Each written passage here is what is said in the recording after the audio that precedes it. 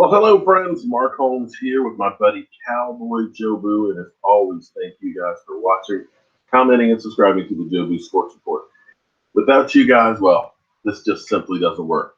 Now, I got to tell you, this is a little different than I usually do tonight. I had to basically spend the last couple hours with Law Nation trying to get everything together and switch over from OBS back to Google Hangouts because we have a special treat for you guys tonight.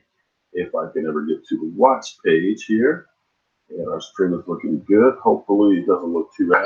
Google Hangouts because we have a special treat for you guys tonight. If I can ever get to the watch page here, and our stream is looking good. Hopefully, it doesn't look too bad. Google Hangouts because we have a special treat for you guys tonight. If I can ever get to the watch page here, and our stream is looking good. Hopefully, it doesn't look too bad. Google Hangouts because we have a special treat for you guys tonight. If I can ever get to the watch page here, and our stream is looking good. Okay. See, Michael's got jokes. Okay, so Michael's got jokes, I see. Okay. Forgive me, guys. I am technology challenged, and literally, me and Law Nation have been going back and forth trying to get this thing together, and I hope that I have all the bugs out.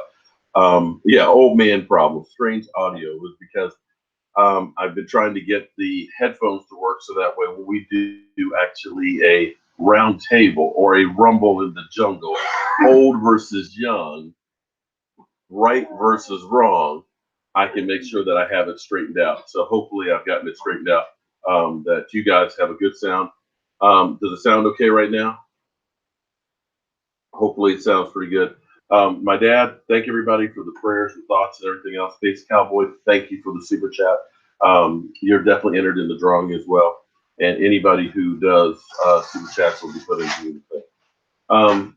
It's been kind of a rough week. My mom is one of 11 children, and unfortunately, she lost another one of her siblings early part of the week, and has been fighting the flu, her and my dad.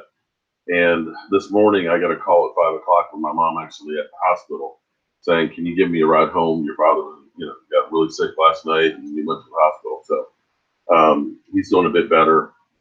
Pneumonia, basically, from this flu bug. And I suggest anybody who's out there who's really suffering, saying this thing is not getting better, don't hesitate. Go to the hospital because basically he had so much fluid that was building up that was putting pressure on his heart and with the fluid in his lungs. They said literally if he went to the hospital last night, he would not be here today. Hopefully he'll be out early part of the week and things. It's echoing a bit. Okay, let me turn down the special effects there. Okay, is that better? Let me turn it down just a little bit so I can get rid of the echo. You're talking crazy, Skip. Okay. What's happening, Jackie? How you doing tonight? Hopefully I took care of the echo. You want more bass? Okay. I'm new with this whole mixer and all that, so I've got to get it all together here. Let's see if I can turn down that. Let's see. Hopefully that's the end of the echo. Clorox bleach. Is he in here tonight? Clorox bleach. Wow, he's an interesting character to say the least. Seems like he's an Eagles fan now after being a Giants fan. But can you blame him? The Giants, they truly are a dumpster fire. The clapper. Well, here's the reality. I believe the clapper should have been gone back when Wade Phillips went. That's been my contention. Okay, because the team lost not only because of defense, it also lost because of the offense as well. I still believe that he didn't have experience being only a quarterback's coach when Jerry Jones hired. I still believe in all that. But the reality is he's our coach, or he is here supposedly in charge. Well, he's here because remember when we were 8-8 and he was calling the plays. Well, guess what? They took that away from him. And they brought, Scott Linehan in and things, and he started calling plays from Detroit, which, when everything was healthy, worked okay. We did well getting to the playoffs a couple of times, but we failed in the playoffs.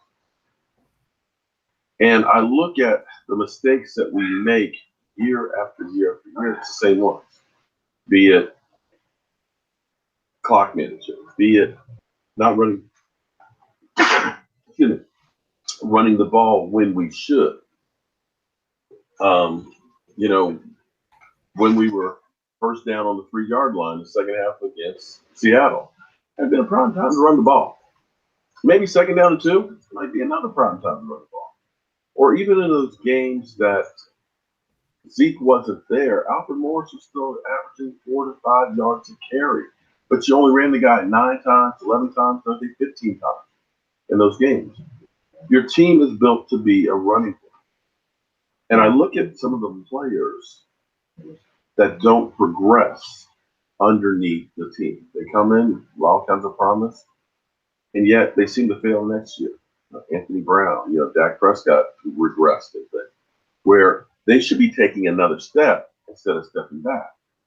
And the way you can kind of gauge that is you start looking around at players that leave here and go elsewhere and do well. Players as well as coaches. Because this weekend, yes, Mike, it's not only church. This weekend, we have 18 former players and or coaches that are battling out for an opportunity to the Super Bowl.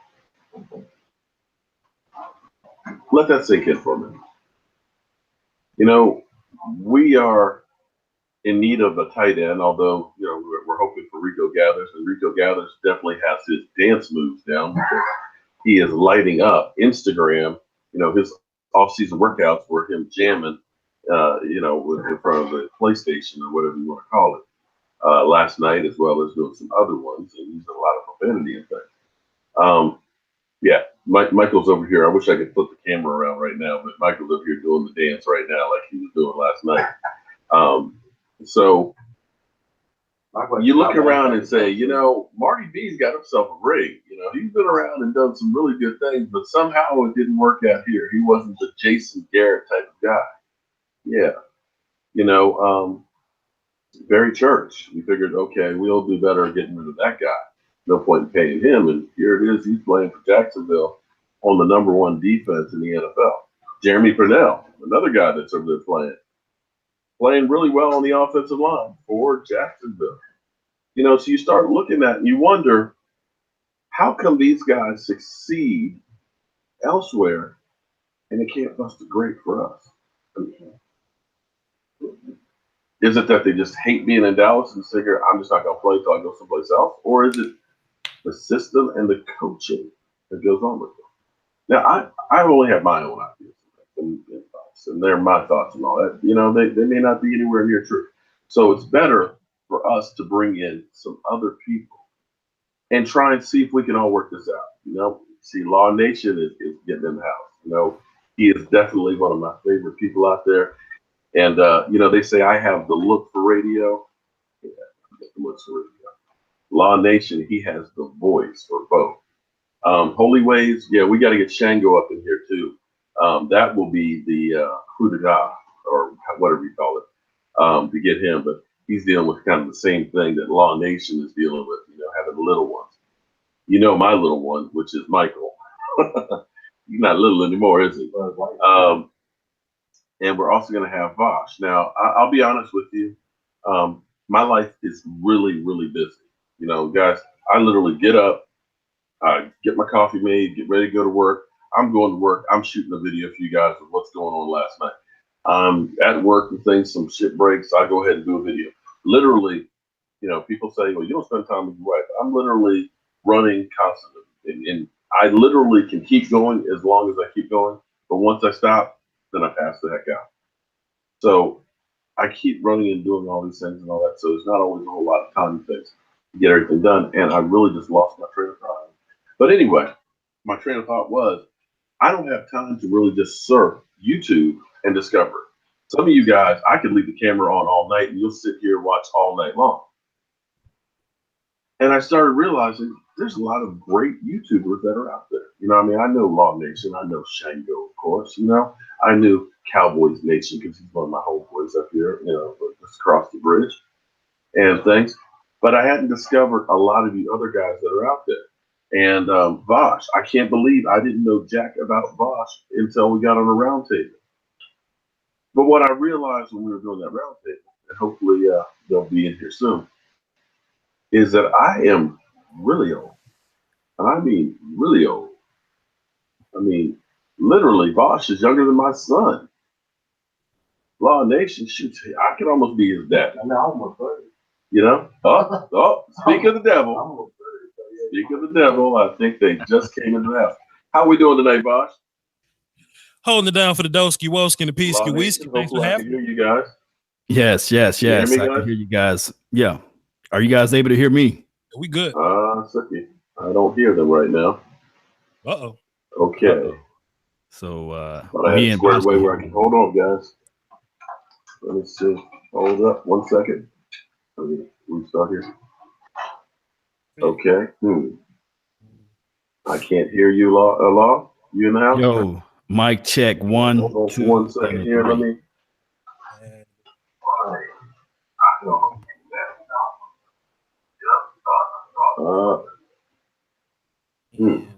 Okay, I'm not hearing you guys. You know, the old man's messed up here. Let me try that. Law? Yes, what's up? Can you hear me? Had it working before. Murphy Law, right? 1 second, guys. Let me see. You know, I'm new with this microphone. And if anybody's close to me in my neighborhood and wants to help a brother out, getting this stuff situated, let me know because I could definitely use some help. Okay.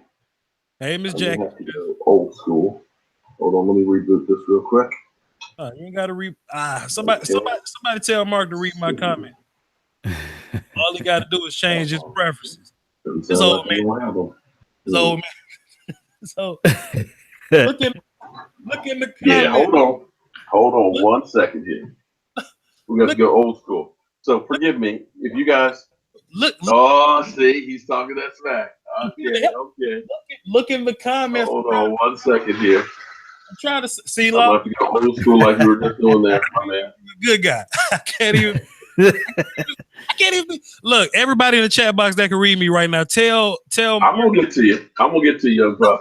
Look at him. Tell him to look in his comments. Go to Google Hangout. Hit settings. Add his microphone and his audio setup. Right. To be congruent. Hey man, look. Why? I've been trying to do that for an hour, man. while he's fixing that, and y'all can hear me, I'm Voch Lombardi, the Young Buck, VOCHLOMBARDI. Follow me on Twitter. I do draft film. I do Cowboys film. He been calling me out for a week, so I'm here to bust this old man up. Oh, yes, indeed, buddy. Hey, gloves off, mask off. You know how it goes. Okay. Hey, are they able to hear us, though? They in the comments saying they can hear us. So Yeah, you can hear us. Okay, cool. Apparently we can run it. Look at that feedback. Oh shit. Yeah, that's not gonna work. Okay. Yeah, that's not gonna work. Okay, there we go. Can you hear me? Yo, yeah. Law? Okay, all right. Okay, so I'm gonna have You gotta kill this other mic, though. Listen. Yeah. Yeah. Let me kill that one. Okay. All right. Yo, Mark. Boy, we got an echo and a half. Okay, turn everything off, though, Mark. Go to your Google Hangout preferences and switch. There we go. And cut on your microphone, and you have an audio option. Set that to whatever you run your audio with. And Okay, everybody. The aliens are attacking. We don't have to this and redo the show.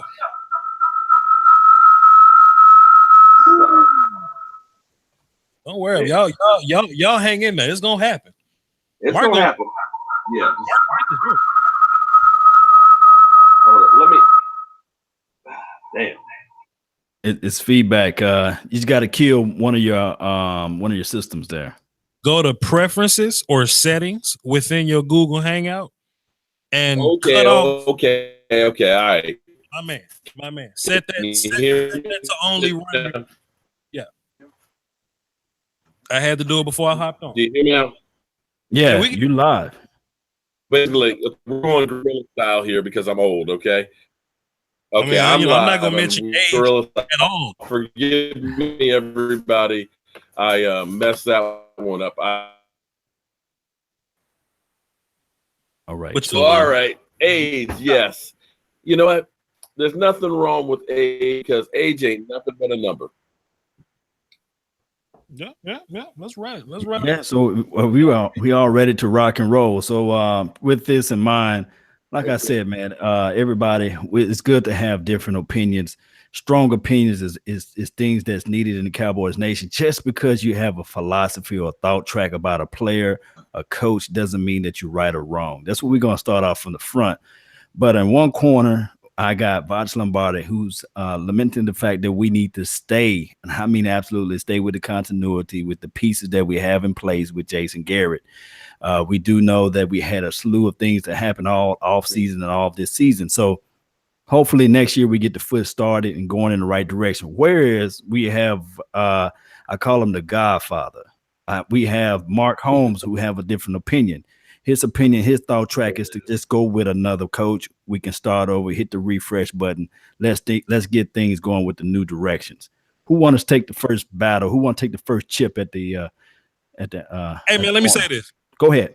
Let me say this, man. And I'm not gonna be too loud and angry about this. Every team has a formula. Every team has a core group of guys.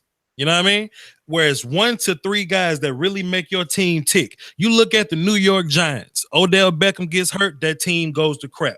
You look at David Johnson with the Arizona Cardinals, that team goes to crap.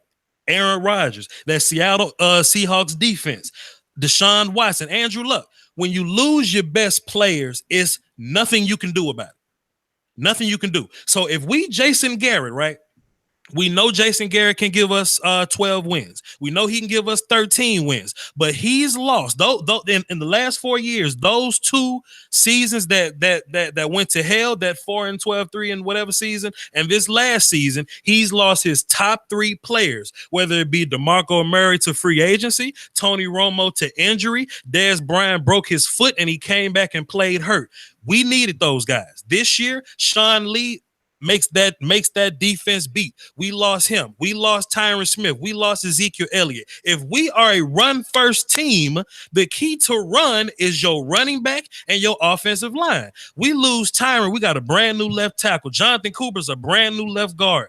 Chaz Green played left tackle and left guard. Leo Collins was brand new at his position. There is no coaching that Jason Garrett can do to make Byron Bell move his feet, or to make Chaz Green be more physical, or to make Anthony Brown not hold somebody's cloth. I think a lot of this is player execution. I'm a former coach. You know what I'm saying? And most of what coaches do is prep week, not necessarily on game day.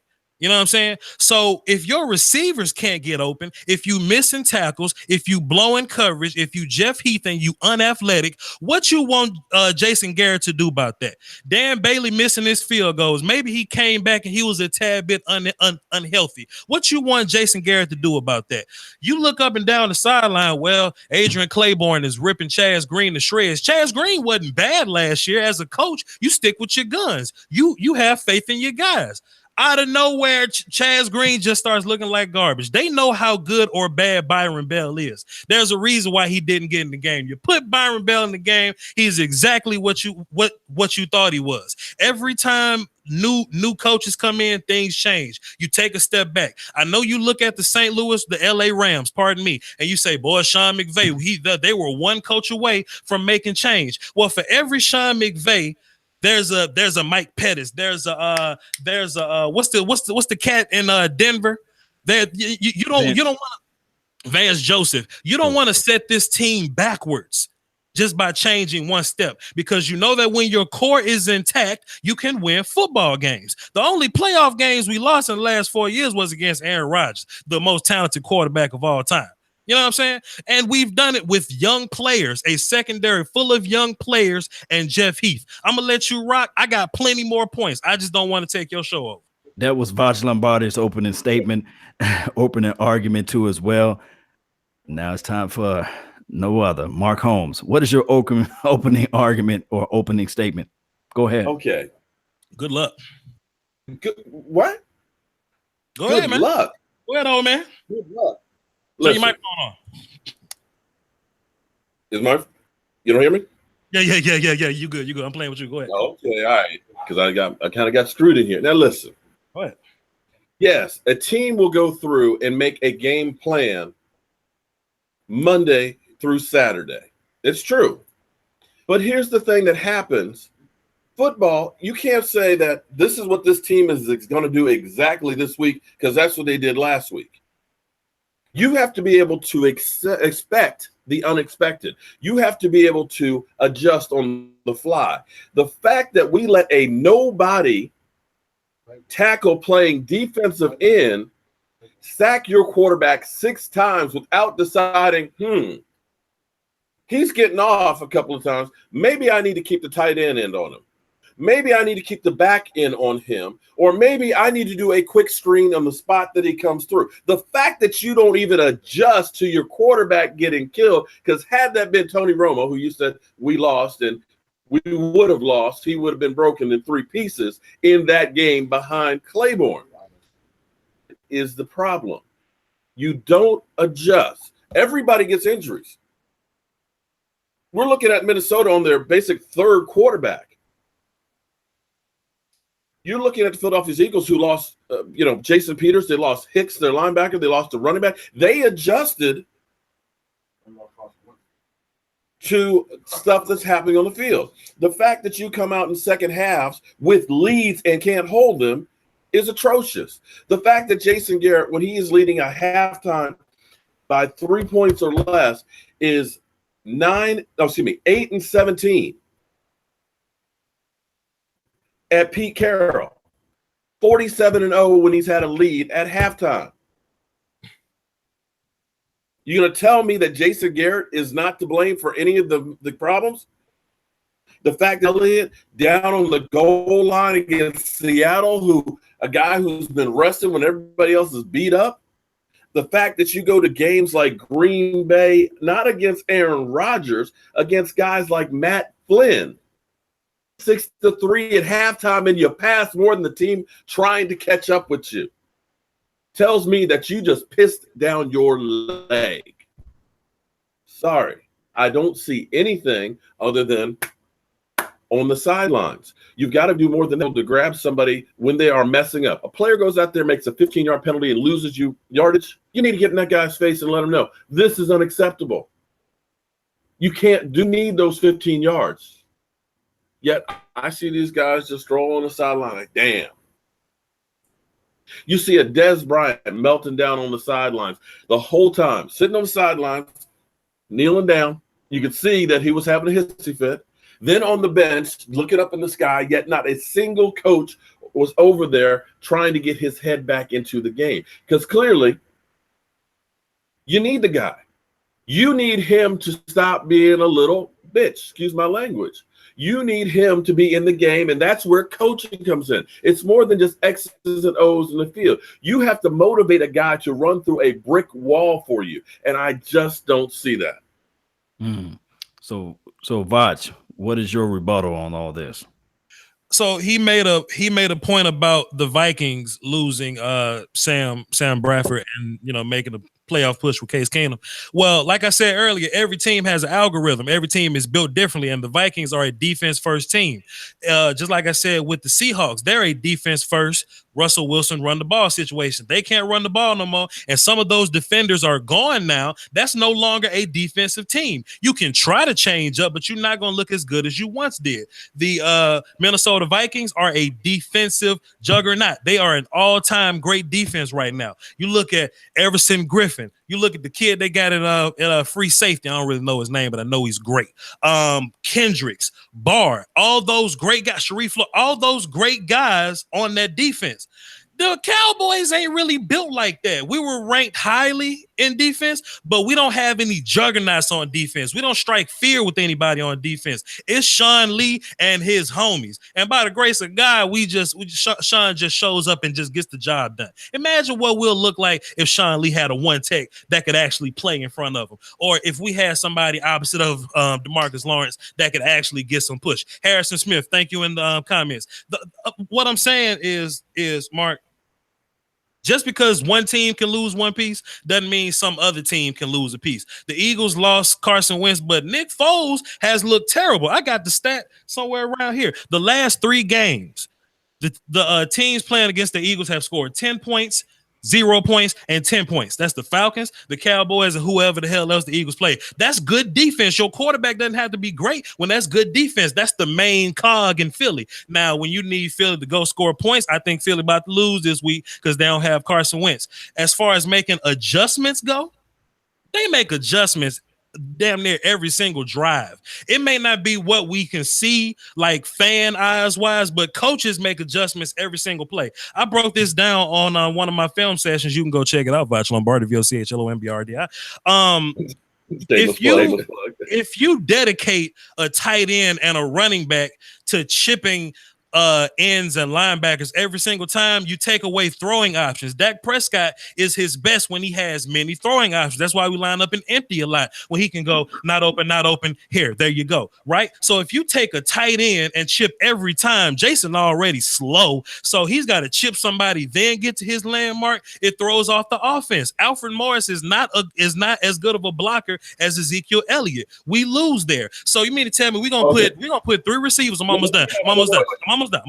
We're going to put 3 receivers against 9 defenders because they don't respect our run. It's not like Zeke Elliott is in the backfield and Dak is having problems throwing the football. We can't adjust because we can't run the football. Receivers can't get open, and we can't block up front because we got 3 offensive linemen that weren't here at first. There's no type of adjustment that you can make for that. Mike McCarthy can't make an adjustment for that. Andy Reid can't make. Bill Belichick, maybe he can, but he's the GOAT. Go ahead, man. Okay. So then what is our, after all these years, Mm-hmm. what is our identity then? We are a defense first team. Our identity is a run-first football team, but as we saw last year, if you don't have the bell cow running the football and the line in front of him to support that, we have a problem. Even the year when we lost Tony, like I said earlier, we also lost DeMarco Murray. Darren McFadden was a 1,000-yard rusher. Alfred Morris this year averaged 5 or so yards per rush, but teams let Alfred Morris get off in order to take Dak Prescott out of the game. If you can take Dak Prescott out of the game, okay, that's fine. Go ahead. Because I look at it like this way, because you take those historically 3 bad games that in their mind mentally they figure we don't have not going to really run the ball. Even if Alfred Morris, if they were giving him, let's say, giving him 5 yards a carry, and you were getting 5 yards a carry, why, in fact, did you? Because at some point, you are a run for. Hold on. If you were a run first team, you got Zeke Elliott over here saying, "I want to try and get 200 yards." I've been sitting on the bench or sitting on the sidelines, not playing because the NFL screwed me. Then why did you only run him 11 times in the second half against Seattle? If you are, in fact, a run-first team, especially when you've got your wide receiver and quarterback melting down in front of your eyes.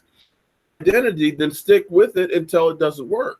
Because that running game was still there. The Cowboys are still one of the top teams at running the ball, but we abandoned the run at the wrong time. You can go back through game after game after game that have been big games.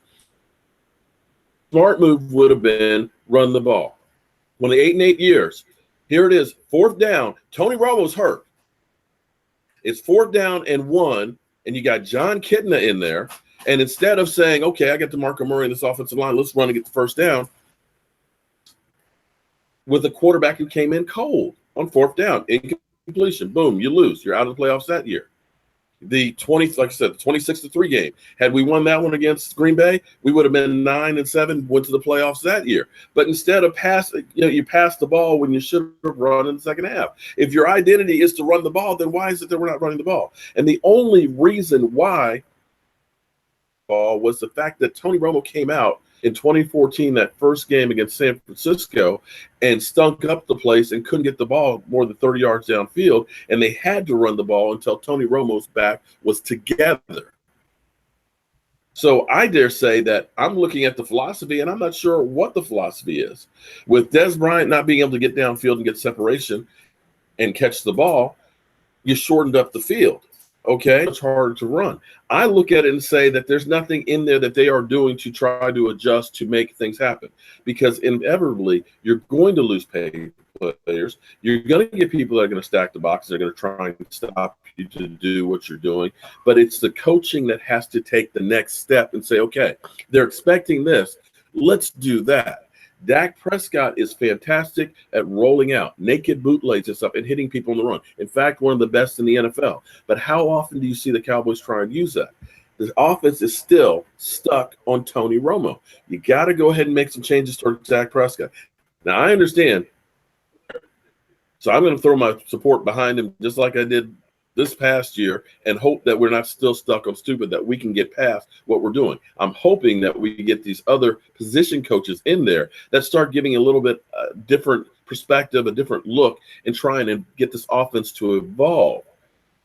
Because it looks to me it's exactly the same as it was 3, 4, 5, 6 years ago. And unfortunately, everybody has found it out. You have to evolve. In the NFL, you're getting better, you're getting worse. And that is a fact.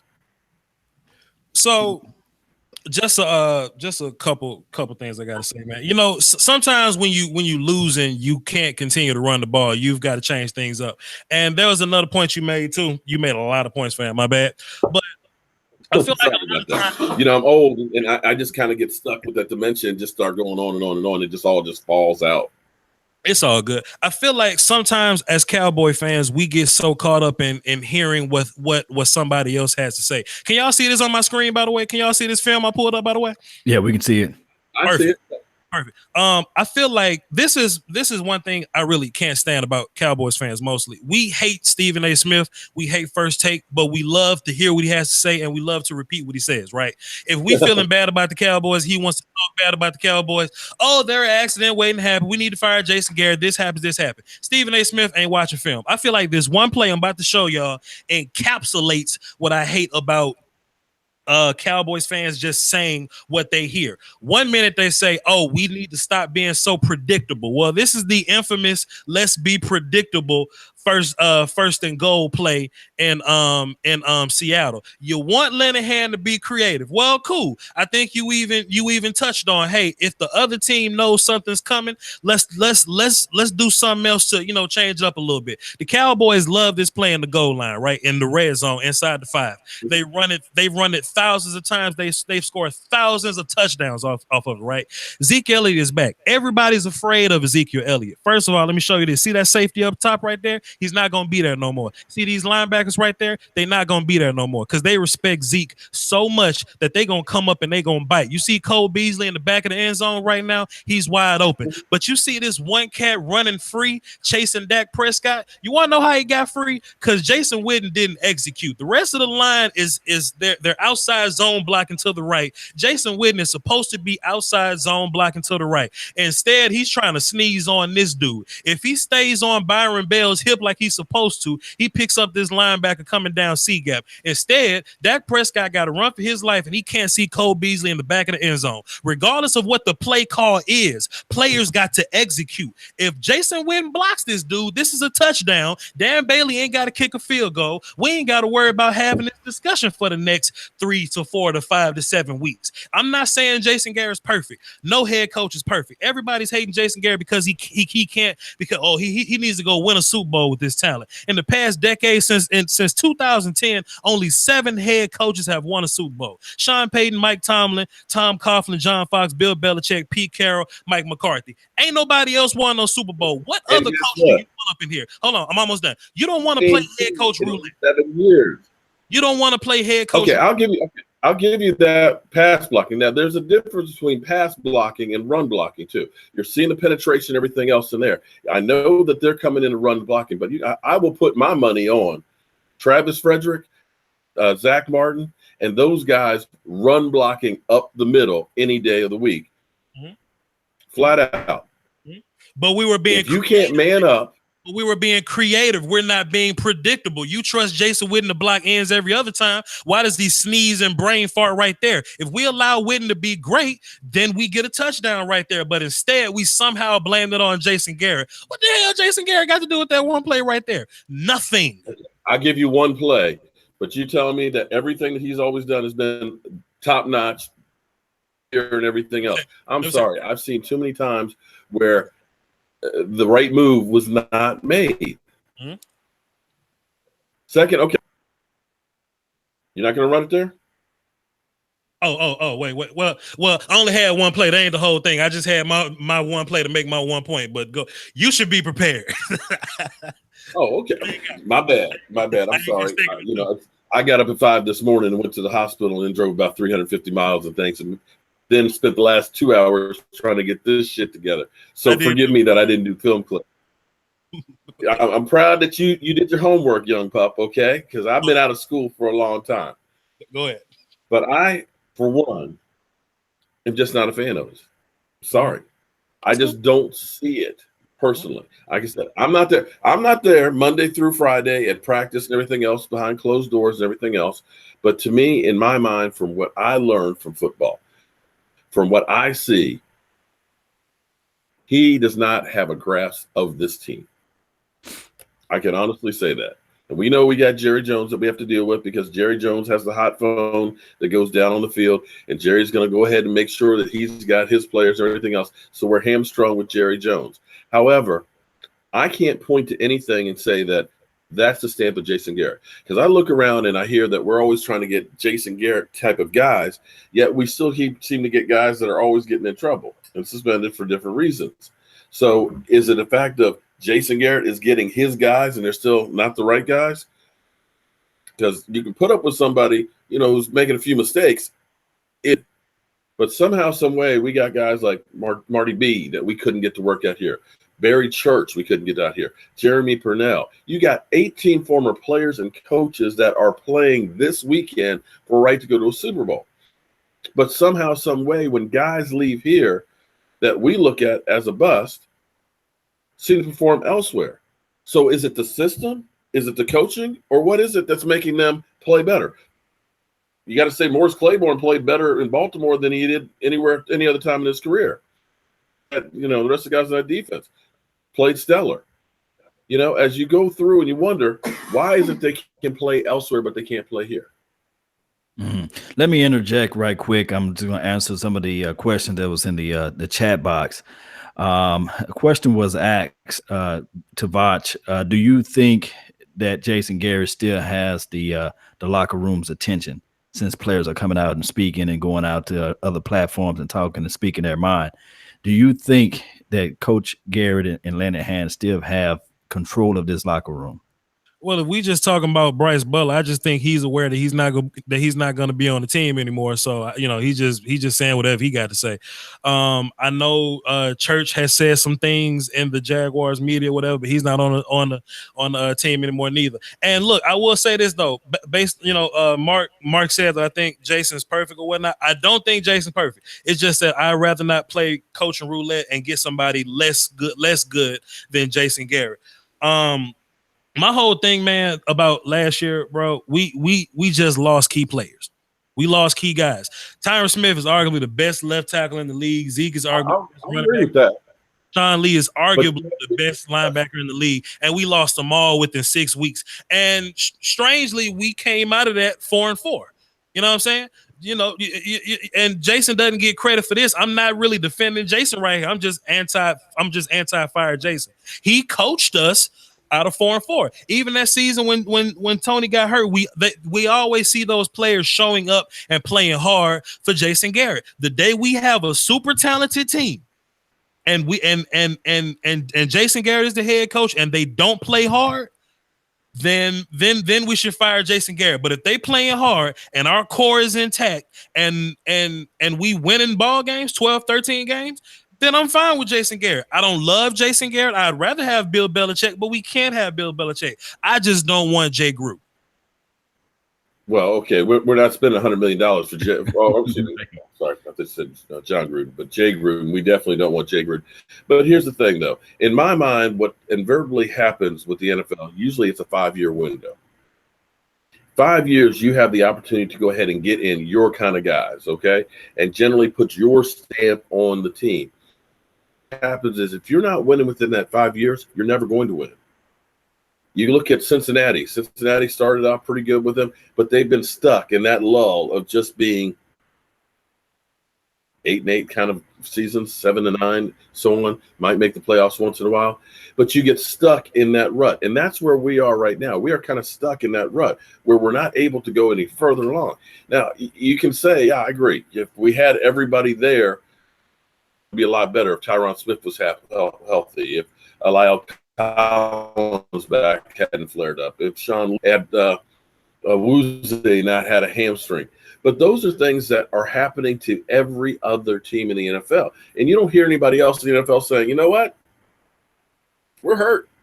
We're not expected to win because we lost guys. No. It's Jason Garrett says next man up. But we don't seem to have the next man up. The next man up is kind of on the ground with like a Chaz Green. And that's where coaching is involved. When I look back and think, teams lose quarterbacks all the time. One game, and it was because Deshaun Jackson ran backwards on a punt return and fumbled on the 5-yard line. If you have a guy, Brandon Wheaton, in your system for a year and a half, you should be able to coach him enough to be able to win a game. Apparently, the Texans could do it in a week and a half because that's how long it took for them to get a win. That's where I'm saying I see a lack of teaching from this coaching staff to get guys to be able to take it up to the next level. We can survive losing Chidobe Awuzie. We cannot survive losing Ezekiel Elliott. That's just our team. That's our algorithm. So moving forward, if Zeke just needs to leave women alone and not get arrested, if Sean Lee needs to be put inside of a bubble, if Tyron Smith needs to rest on Wednesdays, so be it. Then that's the adjustment. That's where coaching needs to somewhat kind of sort of come into play. If cans and nuts were nuts, you're going to have those problems. If you think that, Tyron Smith's back is just going to be magically better next year, you got to understand you're going to lose Tyron Smith and where he's going to need to rest some weeks. You're going to end up losing to Sean Lee because Sean Lee's always been able to get, has always had an injury history. So you have to make sure that you've got the next guy in there that is not a step down. Hate New England.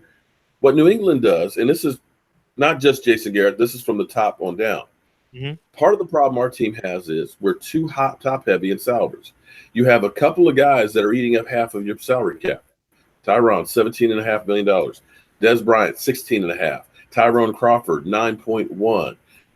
You start putting these together, all of a sudden you've got half your cap tied up with a couple of guys that now the money that's left, you're only averaging about $2.5 million to pay each of these other players.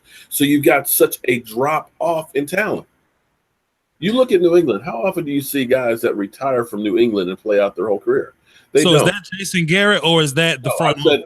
I said that's also part of it is from the front office.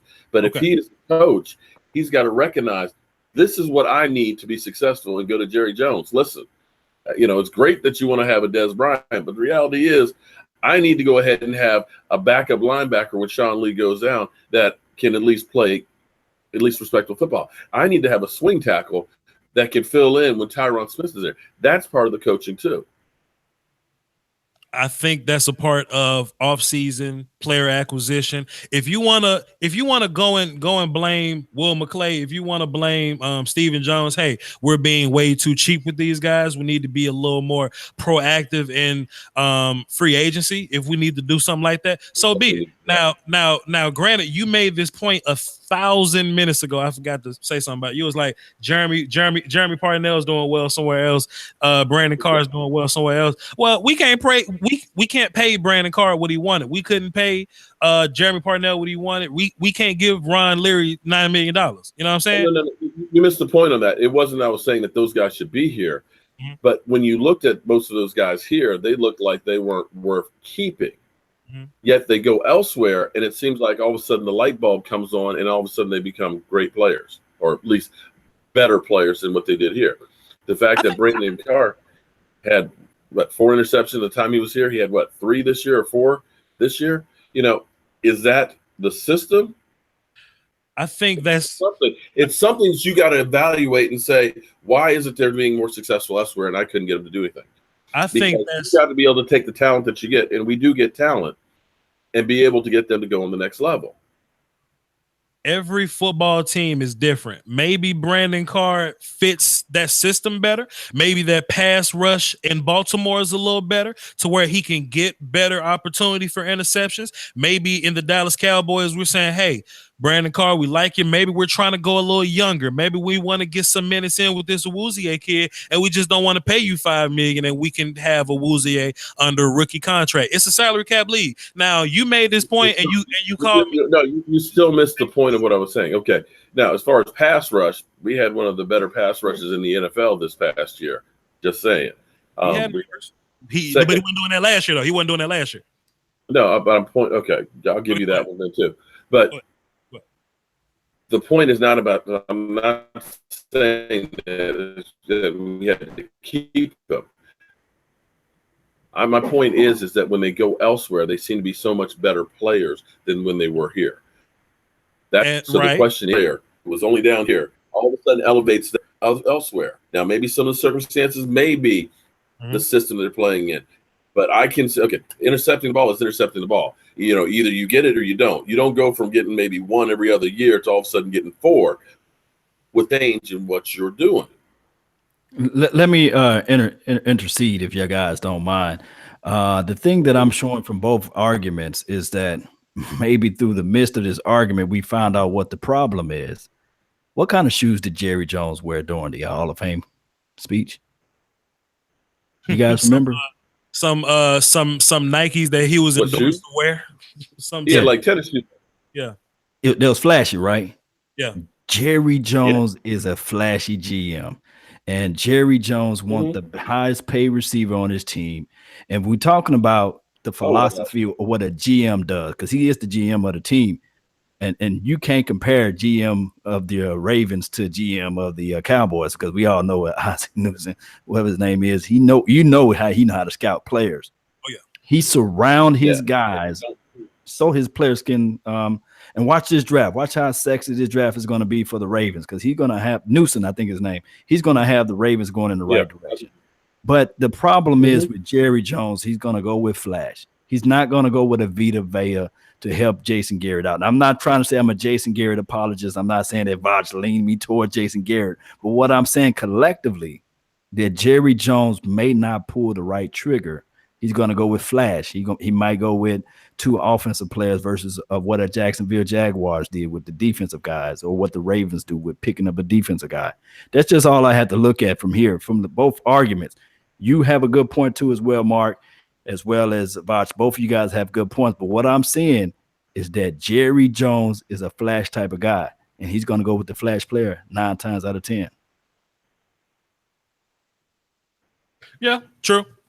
But you know, man, and to be fair, he doesn't realize that he needs some road graders. You know, everything is one. This team when they going for offensive linemen instead of going for has-beens. Yeah, I see exactly what you're saying. The changing of that philosophy. Just let's look at the Jaguars. Now, I'm not trying to call Anthony Brown Jalen Ramsey, but his freshman year, his rookie year, his numbers were so comparable to Jalen Ramsey. Everybody was saying, what a steal we got, right? But this offseason, what the Jacksonville Jaguars did was they got Calais Campbell, which we all been crying to the high heavens for us to get Calais Campbell. That front four is just vicious. Now, although we have some similar temperament of our front four, but we missed out on the I forgot his guy's name that we let go. We call him the Dancing Bear, and Malik Collins was playing the 1 tech. Is Malik Collins playing the 3 tech this year, right? When David is playing 3 tech, he'll be playing. Yeah. So Malik Collins was a better playing the 1 tech, I believe, and having the other guy, I forgot his name again, the Dancing Bear. That's all I can remember. He was playing. What's the name? McLean. Yeah. McLean was playing the 3. So not to get technical with it, but what we need to do, not Rolando McLean, the other McLean. What we need to do is, what if we beef up this front four, and maybe we'll have a whole different talk track about this secondary. Maybe instead of being top 8 in the defense, maybe we could have been top 5. Maybe we would have won 1 or 2 more games than what we lost. Well, I honestly believe that our defense, I honestly believe that defense is actually going to be better with our secondary if we can get a safety, or if Kevon Frazier can really take another step up. Jeff Heath, to me, and everything else like that, but to me, he's not a knockdown fear first type of safety. I think we really need a true safety, and I think we need a motivator out there, somebody with a little bit of an edge. But I'm actually happy with Lewis and Woods, and I think if the guys have a full offseason, hopefully with no hamstring issues, that a big beast in the middle, a big run stopper, and get David Irving more, as long as we can keep linebackers healthy. I'm worried about that as much. As long as we get a safety and a linebacker, I think the defense is okay. The bigger question will be is who's going to be coaching it? Are we going to end up losing Rod Marinelli, or is he going to retire? Can I make one kind of sort of quasi point, and this will be the last screaming thing I say. I don't think Jason Garrett gets enough credit for we all know that when Jerry was mostly in control, because people say he's in control now, but that's Will and Steven's team now. When Jerry Jones, when he was mostly in control, this team was in shambles. And Jason Garrett just happens to be the first coach to inherit that team. You know what I mean? To really move. In my opinion, I think we're moving forward. You know what I mean? To get rid of the Roy Williamses and the bad trades and the bad contracts. And now we're more draft focused. I still think this is a team still in production, seeing the early stages of something that's even better to come. Like Dak, people talked about Dak playing bad this year. He's still a sophomore quarterback at the end of the day. I think he's only going to get better. This line is going to get continuity. Zeke is going to be great. And I think that moving forward, we're going to really figure this thing out, man. But I think Jason deserves some credit for picking up the dumpster fire that was the Dallas Cowboys and to make this thing quasi respectable. And respectable is really an air quote type word, man. But we're gonna be in the playoff conversation next year. You can say whatever you want. You can da boom boom boom. But if our guys are healthy, if you can just say, look, all positive things moving forward, we're a playoff team and a Super Bowl contender. We won a Super Bowl contender with Wade Phillips. So that's just my whole thing. I'm not saying Jason Garrett is the best coach. I'm not saying he's top 15. I'm not saying he's great.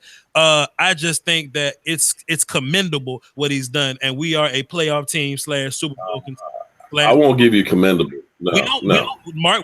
We don't have to agree. No. That's why we have. We won't agree. No. That's why we have. No. It's one opinion versus another, but it's just my opinion that when something's moving forward, you don't stop it. You know what I'm saying? You don't change things up. I do think this thing is moving forward, and you don't have to agree there, but it is what it is. Well, I'm glad. Thank you for giving me, Young Buck, permission to not agree with you on that one. I feel like we're just kind of stuck on a plateau here where we're basically the Cincinnati Bengals. We're not quite good enough to make it all the way there. Wait a minute. If Zeke didn't have to go to court every day this week, and if Sean Lee didn't lay down and go ouch, is this a playoff team? Mark Holmes just asked me that, and I'm not screaming no more. If Zeke didn't go down for 6 games, are we a playoff team? Well, I tell you what. If we okay, no. There's a couple of instances you could say if Ryan Switzer hadn't fumbled, we would have been a playoff team because I believe we would have beat Atlanta that game. I'm asking you about Ezekiel Elliott. Okay. If Ezekiel Elliott plays 6 games, are we a playoff team? But see, again, this is my point is you have to understand you got to be prepared for anything. You look at a Bill Belichick. Bill Belichick every week is going to throw you a curveball that you are not going to expect. You're going to see some shit out there that you've never seen. You're going to see Defensive and all offensive line. Come on, internet. Get together, internet. If I lose this guy, I'm okay because I got somebody who's almost as good that can step in. Because I'm going to train them and get the kind of people on my team that I need to be successful. That's why every year they are winning. Every single even when they lose Tom Brady, your quarterback goes out suspended for 4 games and they win 3 of them. We don't have Bill Belichick. Listen, man, all I'm saying. Okay, your line breaking up. And I barely Thank you. That's right, Jason Garrett. The next Jason Garrett. But listen, it's not like you had the Redskins where you keep a guy for 2 years to fire. You've had 7 years, man. 7 years is long enough. You know what you're going to get. You're going to get the clapping. You're going to get some bad play calling. Even Jerry Jones will admit he doesn't know everything else. We know exactly what we're going to get. Then it's time to see what else is out there. If 4-12 with the same talent and make it to the playoff. If the Buffalo Bills can get a statesman coach who's been there forever, been to AFC championship games and stuff with Mark Sanchez, and turn it around with a rookie coach, then sticking with the same guy. Here it is, Mike Tomlin is with the Steelers, goes to the playoffs every single year, and they are questioning whether or not he is the guy. Yet we lose every year to Aaron Rodgers. And not just losing. I can understand, shit happens. listen, to lose the same way every time, I'm sorry, no. It's not the same play every time. It's got 4 more minutes. Got 4 more minutes. I'm gonna say this in closing, man. Time on the clock for Aaron Rodgers. You take them points. Are you serious? Are you mean to tell me you pass up the score to run out the clock and risk not scoring? That's bad coaching. What are you saying? What? Listen, you don't need time on the clock. Mark, listen, man. Okay, so you completely avoided what I was saying. Okay, cool. If Ezekiel Elliott plays this year, we got 3 consecutive playoff appearances, man. And ain't no telling what we'll do after that. I don't think this team is moving backwards. I think it's moving forward. And when something's going forward, you add on to it. You don't take away from it. That's all I'm saying. Instead of getting rid of Jason Garrett, how about we give Jason better depth?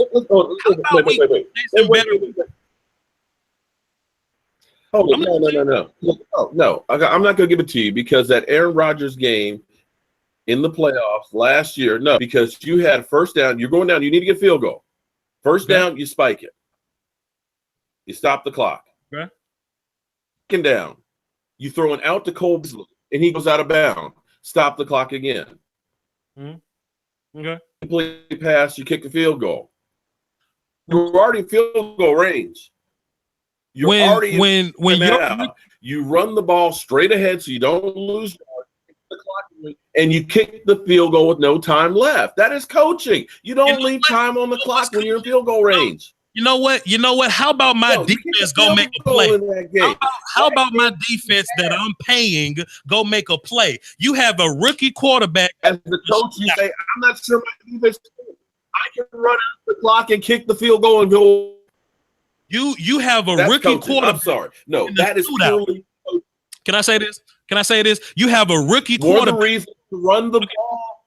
Go ahead. A rookie quarterback in the playoffs right now in field goal range. You got 40 seconds left on the clock, and you're in field goal range. You want to run out the clock, kick the field goal, and win. And instead, you left time on the clock because you told him to spike it. Then you throw it out to Cole Beasley. He goes out of bounds, and then you have an incomplete pass. Run the ball, kick up a yard or 2, kick the field goal, and go. Because you only made 4 yards with Cole Beasley doing that out.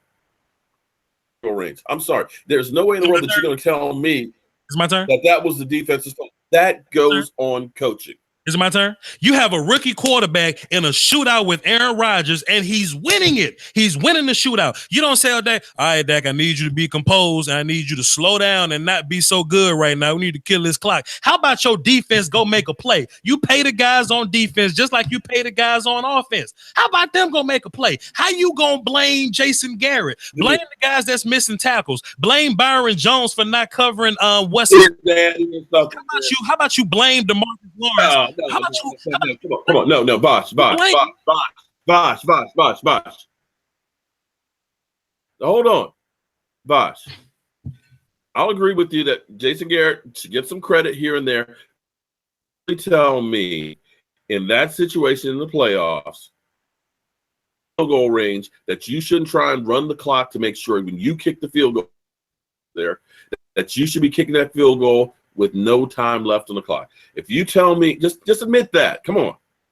Admit it. You know that you should run. I don't care what coach you are. I don't care what defense you have. You still do not want the other team to have a chance. If you have a veteran composed quarterback, maybe that's a move you can make. But you have a rookie quarterback in Dak Prescott who has his eyes on the prize. You go make a play and you call upon your defense to make a stop, because in that look, Aaron Rodgers went off in the first half, but that defense played damn good in the second half of that playoff game. That defense shut Aaron Rodgers down when we played him in the regular season. Stupid, man. Come on, man.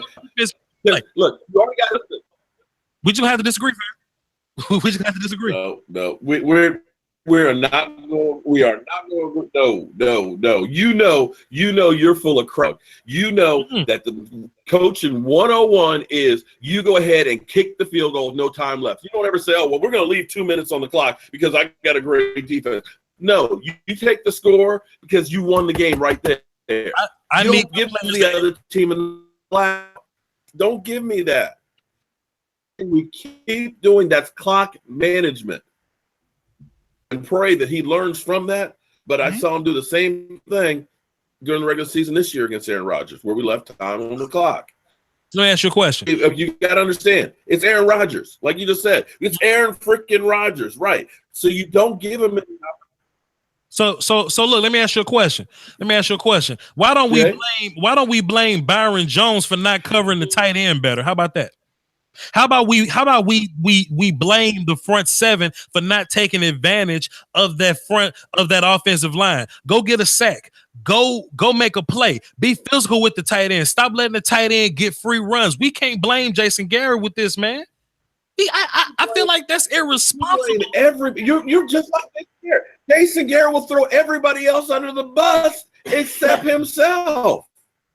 I just watched the film, and everybody from Zeke Elliott to a rookie quarterback to the offensive line, the front seven, Jason Witten. You put nothing on Jason Garrett. Jason Garrett has to take some of the responsibility, and you're full of crap when you don't agree that you run out the clock and kick the field goal. I'm sorry, you lost all credibility with me on that one, because you know what? It's fine. You're right on that one, dog. I will lose that credibility. That one. I will tell me that every keep the field goal and leave time on the clock for Aaron Rodgers. You are dead wrong. I feel great losing that credibility. I will never tell my offense to slow down. Never. If you're in the shootout with an offense that goes 100 miles an hour, that can put points up on the board at any time, you don't slow down. You need your defense to make a play. That's player execution. You need your guys to go make a tackle, to go cover, go get a sack. I'm not telling Dak Prescott, my rookie quarterback, to slow down. Not going to be able to do it. Well, let's have you guys. Okay. I'll take the win with the loss then. But, I tell you what, Law, I'm going to let you finish this thing up. Guys, I don't know how much you guys enjoyed this or did enjoy this tonight, but we were definitely having a conversation. If you guys don't know who Voch is, you need to come out from underneath a rock and check out his channel, because I can see we're going to have some fun this season. And, of course, I know everybody knows Law Nation. So we'll see what we're going to see. But let me let you go ahead in here, man, because between our two big mouths, the old grandpa over here, the young pup, you couldn't get two words in edgewise. No, man, I'm so slow. I'm slow, smooth talking. You know how I go, man. I can't go toe to toe with you guys, but I love to hear this batter going back and forth. Hey, guys, at the end of the day, it's Jason Garrett. It's Jerry Jones' team, and Jerry Jones makes the final decision. But when this video posts, I want you guys to put down in the comment box whether it's Voch Lombardi or whether it's Jobu and Mark Holmes. You guys just put the name down of who you guys think had the better debate or argument in the comment section. I do know that this is kind of like slanted in Mark Holmes' favor because Voch Lombardi is playing away. So maybe next week or something like that, or maybe sometime in the midweeks or something like that, or Monday, we can join Voch Lombardi on his turf, a home field advantage for him, and we can get things going from that aspect of it. But at the same time, Voch, where can they find you at? And it's Voch Lombardi. You follow me on Twitter, VOCHLOMBARDI.